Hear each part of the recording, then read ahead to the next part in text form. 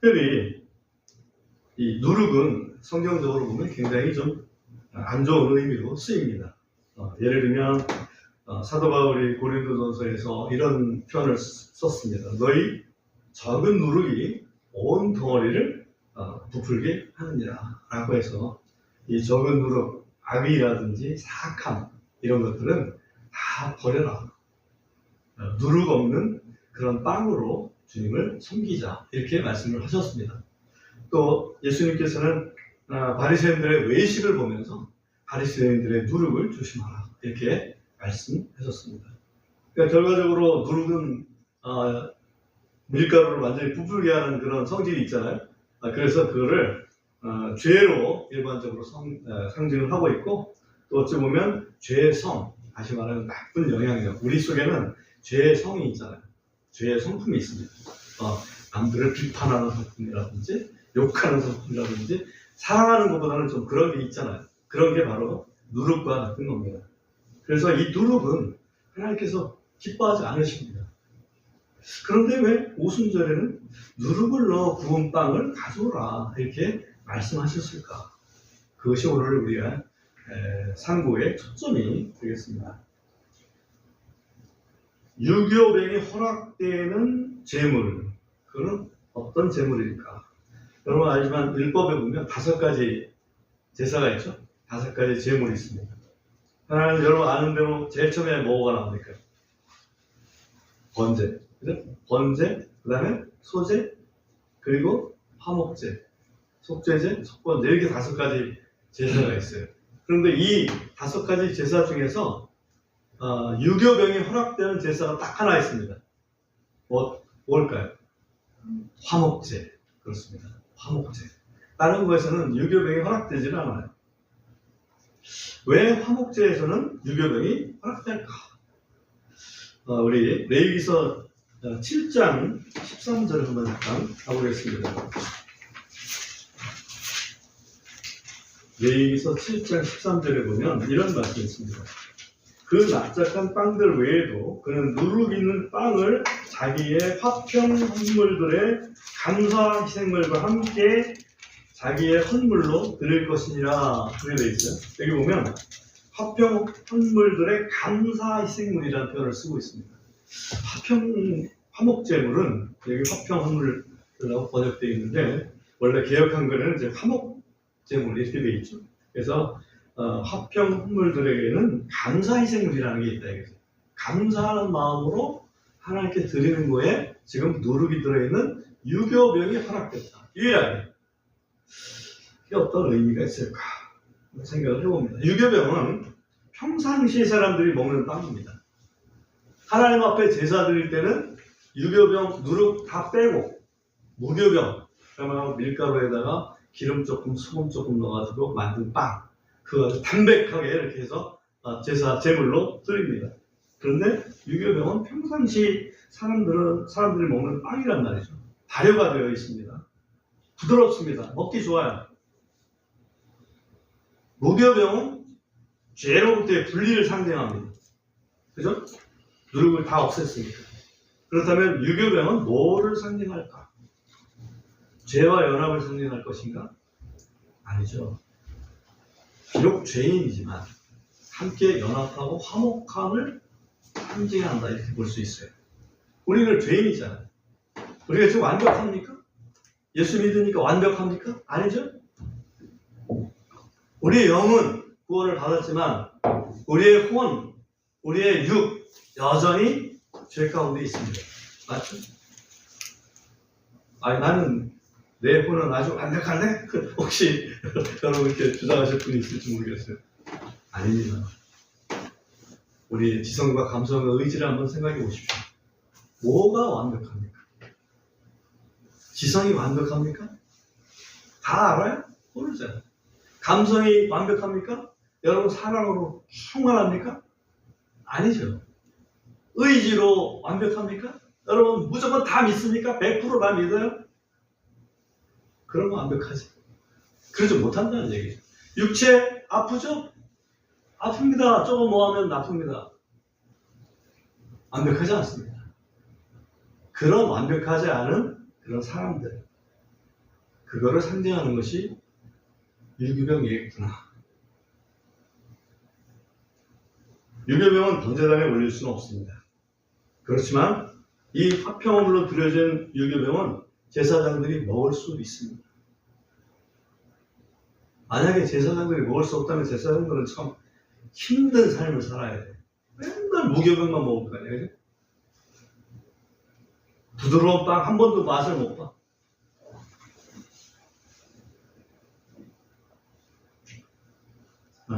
여러분, 전에도 한번 말씀드렸지만 히브리어 중에 하나님의 긍휼, 하나님의 자비를 나타내는 단어가, 유명한 단어가 하나 있다.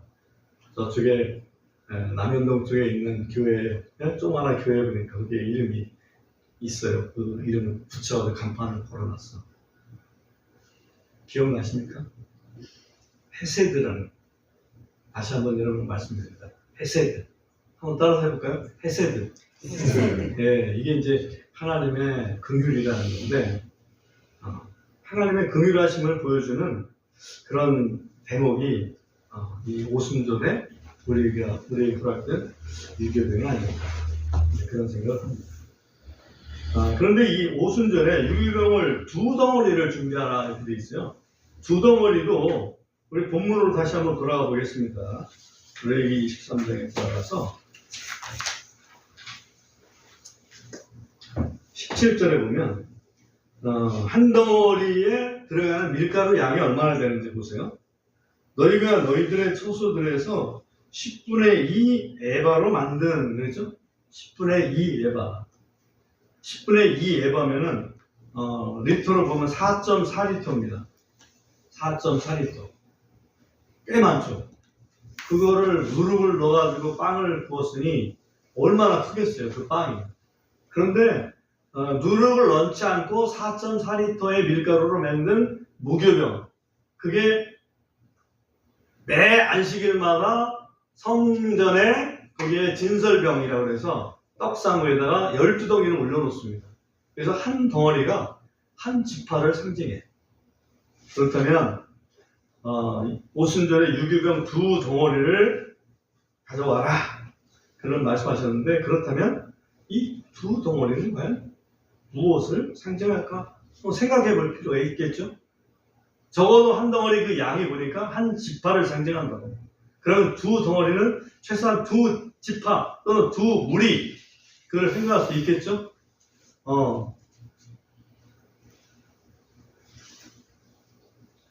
뭘 것 같아요? 하나는 유대인, 그죠? 하나는 이방인. 그런 생각 들어요?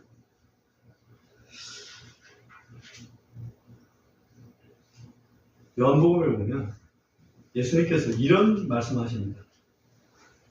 내가 구원할 다른 양이 있다.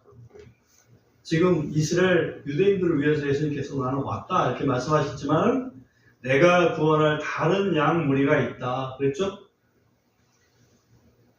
유대인들 말고 온 인류를 포함한 그런 그 구원을 어린 양, 그런 양무리, 그게 바로 누구예요? 우리 그리스도인들이냐. 그래서 이 오순절에 두 개의 빵은, 하나는 유대인들, 하나는 우리 이방인들, 그걸 다 포함할 수 있는 그런 그 빵으로 준비하라 이렇게 하신 것이다, 이렇게 볼 수가 있습니다. 이 오순절은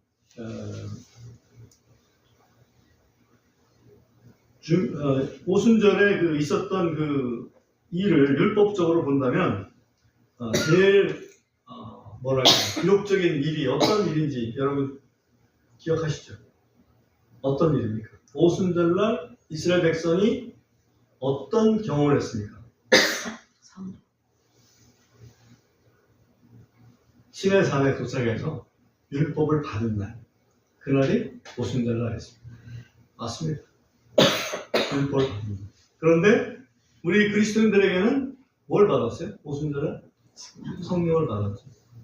그러니까 본래는 율법을 주시는 것이 그림자라고 한다면, 성령을 받는 것은 실상이다. 이렇게 볼 수가 있어요.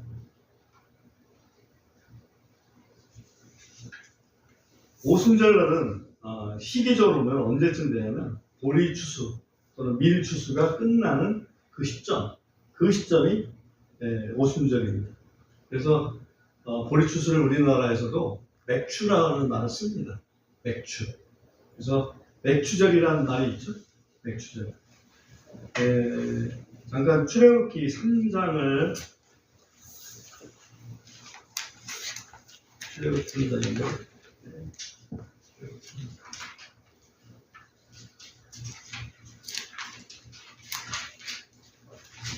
출애굽기 3장이 나올 리가 없는데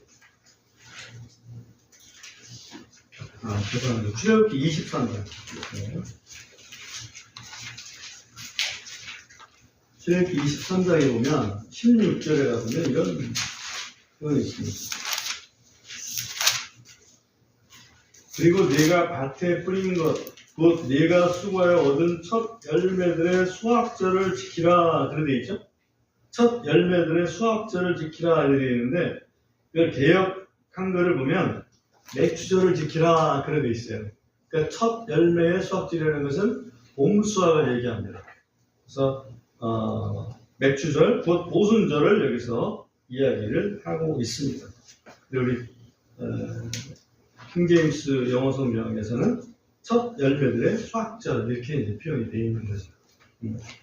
조금 차이가 있음을 우리가 좀 이해를 하고 이 말씀을 봤으면 좋겠습니다. 그래서 오순절은 맥추절하고 이 겹치는 그런 절기다라고 볼 수 있습니다. 이 맥추절 때 있었던 구약의 역사 중에 유명한 역사가 하나 있습니다. 맥추절에 있었던 한 여인에 대한 얘기입니다. 혹시 기억나시나요? 룻. 그렇습니다. 룻이라는 사람이 원래는 모압 여자인데 이스라엘 남자랑 결혼해가지고 남편이 일찍 죽어버렸어요. 근데 그 시어머니가 이제 혼자 돼 있는데 시어머니가 이제는 내가 우리 동네로 가야 되겠다. 이 모압 땅에는 더 있을 필요가 없다. 왜 남편도 다 잃어버리고 아들도 다 잃어버리고 그러니 너희는 아직 젊으니까 여기서 재혼해서 살고 나는 그냥 내 고향 땅으로 돌아가란다. 그렇게 얘기를 했어요. 근데 두 며느리가 있었지 않습니까? 근데 그 한 며느리는 어머니 그런 건 조심해서 가세요. 라고 이렇게 인사를 꾸벅하고 이제 돌아갔습니다. 근데 이 둘째 며느리 룻이 어머님 그런 말씀 하십시오. 어머니 하나님이 나의 하나님이고 어머니 백성이 내 백성입니다. 어머니 가는 곳에 나도 가겠습니다. 내가 죽기 전에는 어머니를 떠나는 일 없습니다. 라고 이렇게 각오를 얘기를 했어요. 그러니까 나오미가 알았다. 너무 감사한 마음이지. 혼자 너무 외롭잖아요, 솔직히. 근데 이 며느리, 청산과부된 이 며느리가 함께 하겠다고 해서 돌아갔지 않습니까? 돌아갔을 때, 그때가 바로 보리 추수하는 때라고, 보리 추수하는 때. 그래서 보리 이삭이 익은 그런 상태에서, 룻이 보아스의 마음에 딱 들어가지고, 결국 보아스가 친척했죠.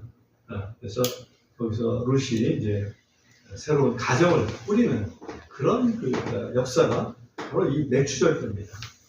그래서 이스라엘 사람들은, 유대인들은 오순절날 성경을 읽습니다. 어느 성경을 읽을까요? 오순절날 룻기를 읽습니다. 오순절날 룻기를 읽어요. 바로 그때거든요. 그러니까 결과적으로 이 오순절은 맥추절이고 그때 이스라엘 사람들이 생각하는 것은 룻을 세워주신 그런 하나님. 이방인이었지만 이방죄인이었잖아요. 그렇지만 하나님을 찾는 그런 그 룻을 하나님께서 받아주셔서 결국 룻이 보아스와 결혼해서 그 후손 중에 증손자가 누구예요? 유명한 증손자가 다윗입니다. 다윗의 증조부가 바로 룻이라고, 그죠? 그러니까 하나님께서 얼마나 그 룻이라는 그 한 여인을 세워주셨나. 하나님을 찾는 그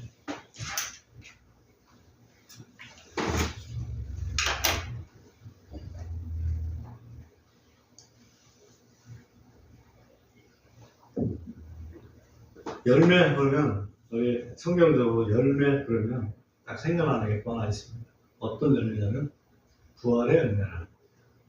부활의 열매. 예수님께서 부활하셨잖아요. 부활로부터 시작해서 50일째 되는 날이 오순절이란 말이에요. 그때 성령님이 강림하셨죠? 부활로부터.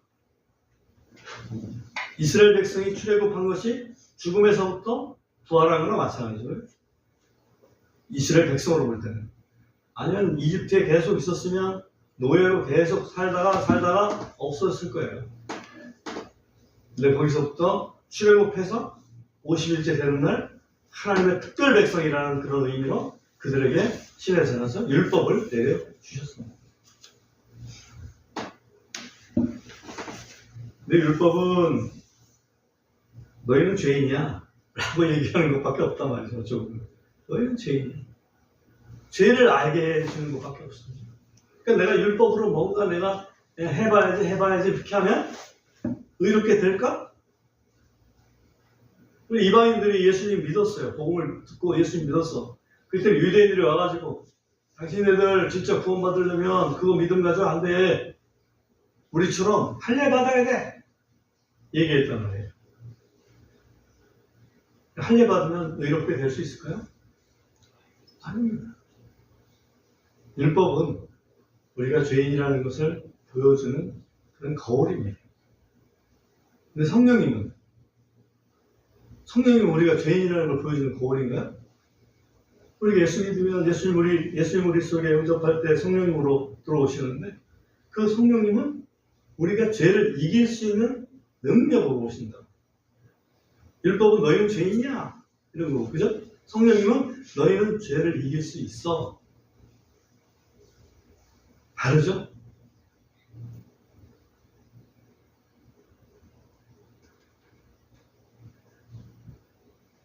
레위기 23장 11절을 한번 잠깐 봅니다. 23장 11절 보면 이게 초실절에 관한 얘기인데요. 다시 말하면 부활과 관련된 그림이죠. 그는 너희를 위하여 내가 그 잔을 받도록 주 앞에 흔들되 안식일 다음 날에 그것을 흔들지니라. 이 그것은 첫 열매의 단이거든요.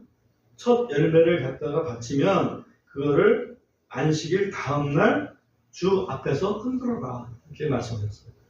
흔드는 것은 바로 깨어나라 이 말이죠. 흔드는 것은 부활을 얘기합니다. 그래서 이 소실절 첫 열매는 부활을 상징을 합니다. 근데 23장 20절에 가보시면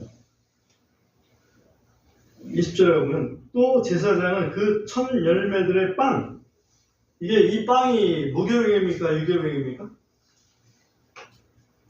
유교병이죠. 지금 빵 2개 누룩 넣은 거 갖다가 가져와라. 근데 그 빵, 또 그 어린 양 2마리와 함께 그것들을 주 앞에서 어떻게 흔들어서 요제 흔들로 하라 이렇게 말씀하십니다. 이것은 예수님의 부활, 그리고 우리는 예수 믿는 사람들이 영적으로 어떻게 됐어요? 부활한 거죠. 죽었던 너희를 살리셨도다. 영적으로 부활한 그것을 상징하는 그림이 이 흔드는 거예요. 그 두 빵을. 그러니까 그때 우리 성령님이 내려오신 거죠. 근데 재밌는 거는 아까도 말씀드렸지만 왜 무교병을 안 하고 유교병이냐? 그거는 우리가 구원은 받았어요. 그런데 육신이 아직 구원받지 못한 상태라고. 복음을 듣고 믿었어. 그래서 영적으로 의롭게 됐어. 그렇지만 육신이 아직 구원받지 못했어. 그런 사람들을 받아주시는 뜻이 바로 유교병이다 하는 것을 다시 한번 강조를 드립니다. 그 성령님께서는 우리의 그 부활의 날까지, 그 구속이라고 하는 부활의 날까지 우리 속에 함께 거하십니다. 마지막으로 우리가 생각해 볼 거 하나 있습니다. 왜 50일일까? 아니 예수님 부활하시고 나서 제자들 막 힘들어했잖아요. 그래서 예수님 부활하고 나서 너무 반가워서 그럼 바로 그냥 그때 성령 보내주시면 안 됐을까? 아니면 최소한 예수님이 거기 한 40일간 머무셨단 말이에요. 예수님 승천하셨잖아.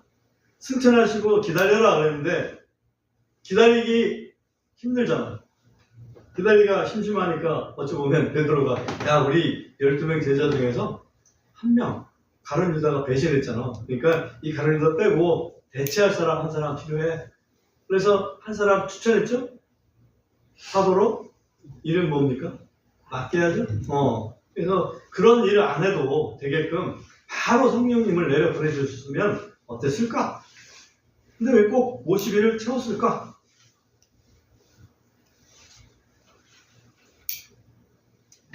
예수님께서는 부활하신 다음에 40일 동안 제자들을 가르치셨습니다. 뭘 가르치셨냐면 모세, 오경, 시편, 또 예언서 거기에 기록되어 있는 말씀으로 자신에 대한 그리스도에 대한 말씀이 어떻게 예언되어 있는지 그리고 어떻게 성취되고 있는지 그것들을 해석을 해주셨습니다. 누가복음 24장에서 그 사실을 알 수가 있죠. 왜 40일 동안 그러셨을까? 또 생각해 봤어요. 여러분 농사 접으셨어요? 저도 농사를 접으진 않았지만 아버지가 그런 얘기를 하셨어요.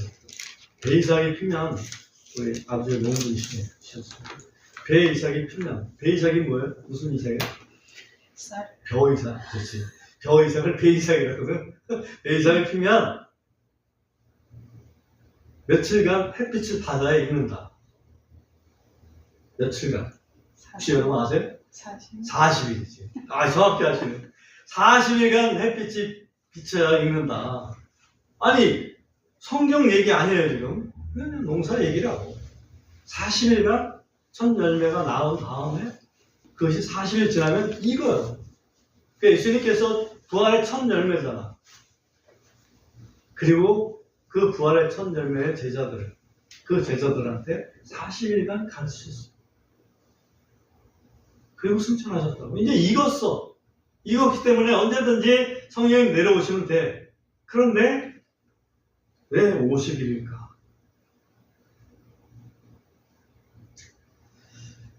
네, 여러 가지로 생각을 좀 해봤는데요.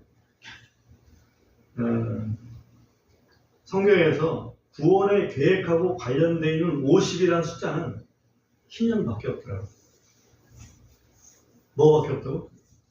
희년. 기쁠 희자, 해년자. 50년이 되면 땅을 잃어버렸던 사람들도 자기 땅을 다시 회복할 수가 있습니다. 이스라엘 사람들 중에서 일을 하다 보니까 병들고 잘못하다 보니까 투자 잘못하고 그래가지고 돈이 쫄딱 망했다 이거지.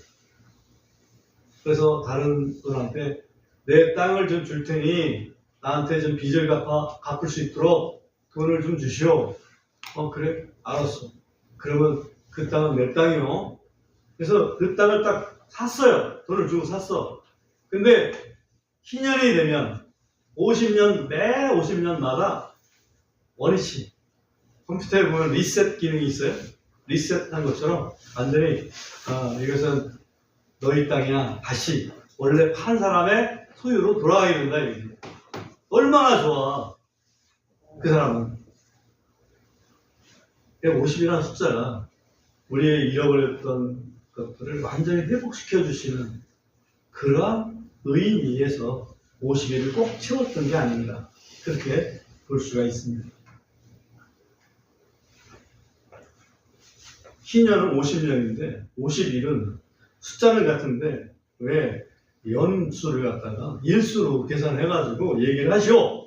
라고 여러분들이 반문을 할 수 있어요. 그래서 그렇지만 우리 하나님은 연하고 일하고 이거를 교차적으로 1년으로 보기도 하고 1년을 하루로 보기도 하고 하시는 그러한 경우가 왕왕 있으셨습니다. 그래서 희년을 가지고 우리가 충분히 생각해 볼 수가 있다. 그래서 우리가 잃었던 땅, 잃었던 신분을 완전하게 회복시켜주시는 그것이 바로 오십이다. 이해되죠? 우리가 잃어버렸던 하나님으로부터의 하나님의 자녀라는 신분, 그게 우리가 성령님이 우리 속에 들어오심으로써 우리의 죽었던 영을 살려주심으로써 하나님 자녀의 신분을 회복할 수 있죠? 우리가 누려야 될 땅, 영원한 세상이잖아요. 영원한 세상, 그 영원한 세상을 잃어버렸었는데 이제는 우리가 상속자가 되는 거지. 이해되시죠? 그걸 이루신 것이 오십이다. 그래서 오늘은 오순절을 맞이해서 오순절 기념, 우리가 기념하지는 않지만 오순절 기념일을 맞이해서 성령님께서 내려주시고 성령님께서 우리 속에 내주하시고 또 성령님으로 우리를 완전히 공유해 주셔서 결과적으로 우리가 하나님 자녀로서의 잃어버렸던 모든 것들을 회복하는 그런 저희가 되었다. 그래서 마귀의 정죄로부터 우리가 완전히 해방이 되었고 아직까지는 우리가 지금 주님의 재림하지 않아서 이 육체가 죄 가운데 있지만 유교병 같이 그죠? 죄 가운데 있지만 그런 유교병까지도 우리 하나님께서 받아주시는 그런 해세의 하나님이시다 하는 걸 오늘 이 설교를 통해서 한 번 더 생각해 봅니다. 주님의 구원에 대해 감사하면서 하나님 섬길 수 있는 그런 우리 성도들이 다 되시길 바랍니다.